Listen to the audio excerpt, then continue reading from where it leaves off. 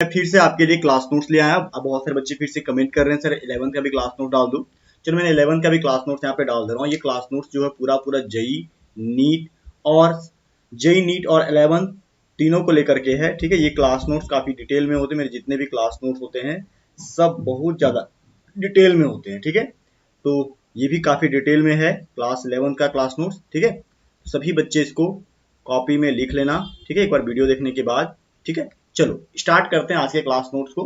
सबसे पहले आप लोग चैनल सब्सक्राइब भी कर लेना। ठीक है, चलो सबसे पहले बात करें, यहाँ पे हमने बेसिक, इसका दूसरा नाम मूल एंड इक्विवेलेंट कॉन्सेप्ट भी बोला जाता है। आप अगर इसको जेई नीट या जे एडवांस के लिए पढ़ते हो तब। और क्लास 11 में इसका नाम जो है some basic concept of chemistry होता है, इसी यूनिट का नाम एनसीईआरटी बुक के अकॉर्डिंग। चलिए बात करते हैं इसके अंदर का। सबसे पहले यहाँ पे आता है इंट्रोडक्शन। इंट्रोडक्शन में केमिस्ट्री क्या होता है, ठीक, केमिस्ट्री कहाँ से आया है, ये सारा हमने बताया। केमिस्ट्री के मैटर क्या चीज होता है, ठीक है, मैटर कितने प्रकार के होते हैं, सॉलिड लिक्विड गैस, ये सब हमने बताया। कैसे सॉलिड लिक्विड गैस एक दूसरे में कन्वर्ट होते हैं, ये भी हमने यहाँ पे बता रखा है बहुत अच्छे तरीके से। मैटर को क्लासिफिकेशन हमने किया माइक्रोस्कोपिक लेवल पे, मिक्सचर क्या है, प्योर सब्सटेंस क्या है, और मैटर को प्योर मिक्सचर के रूप में यहाँ पे डायग्राम की हेल्प से हमने बताया है, होमोजेनियस, हेटेरोजेनियस। ठीक है, छोटे छोटे पॉइंट्स है। डेफिनेशन है प्योर सब्सटेंस क्या है, एलिमेंट क्या है, एलिमेंट कितने तरह का, मेटल, नॉन मेटल, मेटलॉइड क्या होता है। ठीक है, ये सब कुछ हमने यहाँ पे बहुत अच्छे से आपको एक्सप्लेन कर रखा है। कंपाउंड क्या होता है ना, प्रॉपर्टीज क्या होता है मैटर का, फिजिकल प्रॉपर्टीज क्या होता है, ठीक है, केमिकल प्रॉपर्टीज क्या होता है ना, मैटर को मेजर कैसे करते हैं, मेजर करने के लिए फिजिकल प्रॉपर्टीज कैसे कैसे देखते हैं, चेक करते हैं। ठीक है, ऐसा यूनिट क्या होता है। ठीक है, ऐसा यूनिट में अगर हम बात करें तो 7 बेसिक फिजिकल क्वांटिटी है। ठीक है, उसके बारे में भी हमने बताया है, जैसे some important definition, mass, weight, volume, density. Basic physical quantity जो है 7 तरह का, इसके यूनिट है, इसका सिंबल, ये सब हमने यहाँ पे बता रखा है।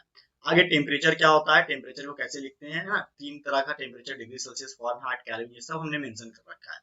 अनसर्टेनिटी इन मेजरमेंट, मेजर करते हैं तो अनसर्टेनिटी कैसे आता है, साइंटिफिक नोटेशन क्या है, ठीक है, सिग्निफिकेंट फिगर क्या होता है। ठीक है, ये सब कुछ हमने यहाँ पे आपको बता रखा है। उसके बाद हमने सिग्निफिकेंट फिगर के बाद प्रिसीजन क्या होता है, एक्यूरेसी क्या होती है। ठीक है, उसके बाद additions and subtractions of significant figure क्या होता है, मल्टीप्लिकेशन क्या होता है, डिवीजन ऑफ सिग्निफिकेंट फिगर क्या होता है, ये सब कुछ हमने यहाँ पे बताया है आपके लिए।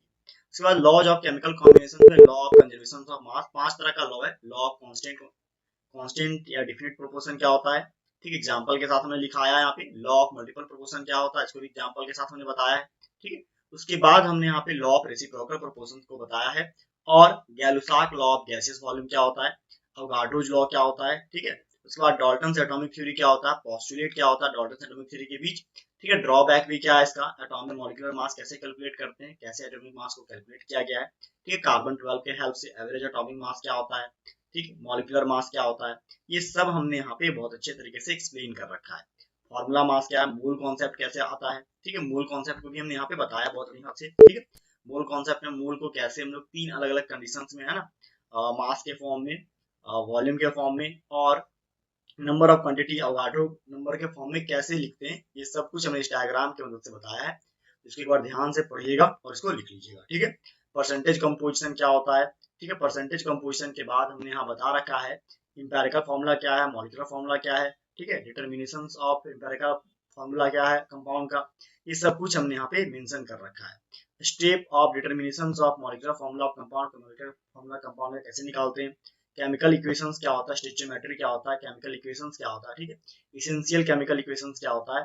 ठीक है, स्टोइचियोमेट्री क्या होती है, ये सब कुछ हमने यहाँ पे बहुत अच्छे तरीके से बता रखा है। लिमिटिंग रिएजेंट क्या है, एलआर क्या है, एक्सेस रिएजेंट ईआर क्या होता है। ठीक है, परसेंटेज यील्ड क्या होता है। ठीक है, ये सब कुछ हमने आपको बता रखा है।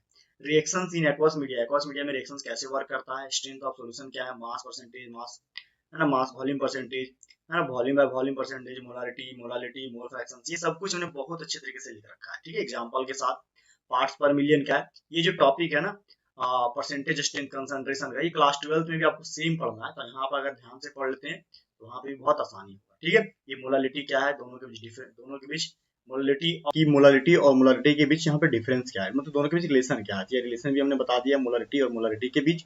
उसके बाद हमने यहाँ पे पॉइंट टू रिमेंबर लिखा है क्या, कि इक्विवेलेंट मास और मास इनटू वेलोसिटी, मास और ये वॉल्यूम को मल्टीप्लाई करते हैं, मोल्स और वॉल्यूम को।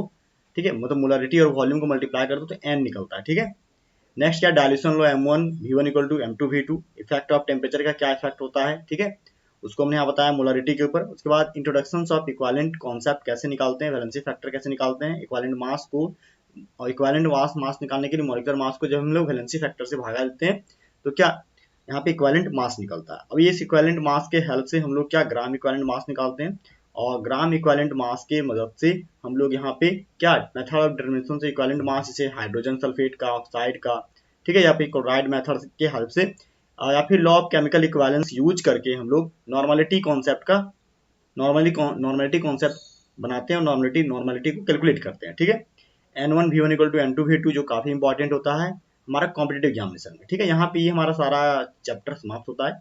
नीचे हमारे पास कुछ समरी है, समरी को ध्यान से देखो। ये समरी हमने बताया एलिमेंट, एटम्स, मॉलिक्यूल्स क्या है, ये समरी समराइज किया हुआ है, तो एक बार इसको रीड कर सकते हैं। ठीक है, बाकी बात अंदर तो है ही सारा कुछ बताया हुआ। ठीक है, एक पेज में यहाँ पे समरी रखा हुआ है। ठीक है, ये क्लास नोट्स बेहद ही सिस्टमेटिक वे से आपको अच्छा क्लास नोट बनाया गया है जो जेई, नीट, क्लास 11 सब जगह काम आए।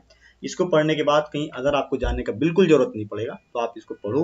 अगर आप पहले न्यू हो प्लीज हमारे चैनल को सब्सक्राइब कर लेना। बहुत सारे बच्चे देखते तो हैं, डाउनलोड भी करते हैं डिस्क्रिप्शन में जा करके पीडीएफ को, लेकिन चैनल सब्सक्राइब नहीं करते। बेटा चैनल सब्सक्राइब कर लो ताकि और भी चैप्टर को मैं यहाँ पे डाल दूँ। ठीक है, थैंक यू सो मच, जय हिंद, बाय, हैप्पी लर्निंग।